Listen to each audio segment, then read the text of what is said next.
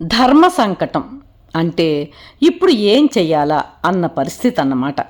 ఊహ తెలిసిన మా 4 ఏళ్ల మనుమరాలు ఇందుశ్రీ ఆర్న, ఇప్పుడే ఊహ వస్తున్న మా 2 ఏళ్ల మనుమడు సుబ్రహ్మణ్య అవ్యానులు నా దగ్గర ఒకటే ఉన్న ఒక వస్తువును చూసి పరిగెత్తుకుంటూ ఒకేసారి నా దగ్గరకు వచ్చి, బామ్మా బామ్మా నాకివ్వా నాకివ్వా అని అడగడం ప్రారంభించారు.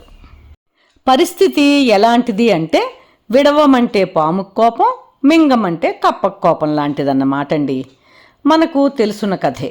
ఒక బాటసారి చిట్టడవిలో వెడుతుండగా 3 రోజులుగా ఆకలితో ఉన్న పాము ఒక కప్పను నోట పట్టి మింగబోతుంటే, కప్ప నన్ను రక్షించండి అంటూ బిగ్గరగా బెకబెకమంటూ బాటసారి కేసి చూడసాగింది.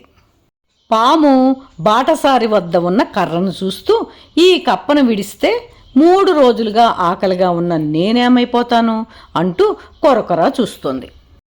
సహజ జంతున్యాయం, ఆశ్రిత జీవరక్షణ, మానవత్వం ఆ బాటసారికి ధర్మ సంకట పరిస్థితిని తెచ్చాయి. ఇక్కడ ఏం చేశాడు, ఏం చేస్తే బాగుంటుంది అనేది ఆ బాటసారి బుద్ధికి, సంస్కారానికి వదిలేద్దాం. ఇలాంటి పరిస్థితిలో అక్కరకు వచ్చేవి వివేకము, సంస్కారము, మనకు చిన్నప్పటి నుండి వల్లి వేయించిన సుమతి శతకము, వేమన శతకమును.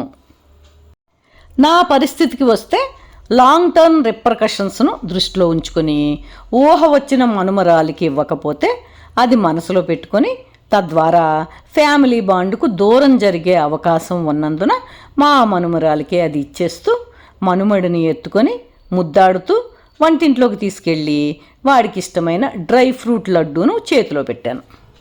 వాడి దృష్టి వెంటనే మరలిపోయింది. మా మనుమరాలతో, కాసేపు నువ్వు ఆడుకుని తమ్ముడిని కూడా దాంతో ఆడించవే అన్నాను. సమస్య పోయింది.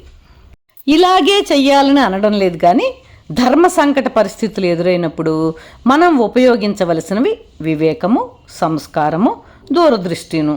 మీరేమంటారు?